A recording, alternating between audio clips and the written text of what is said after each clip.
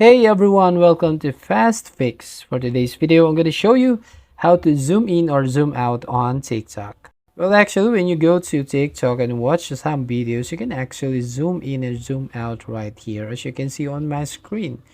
And if you want to create a photos or a video right here, you can see that you can use that by your two fingers. You can zoom in your camera right here, and you can also zoom it out just like any camera if you're taking photos on your phone.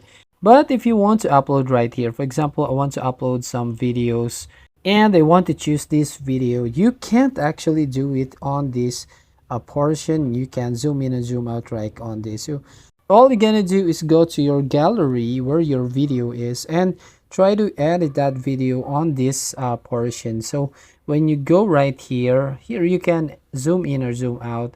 You can use a video editing tool, so you will need to zoom in on the TikTok app when you need to upload it.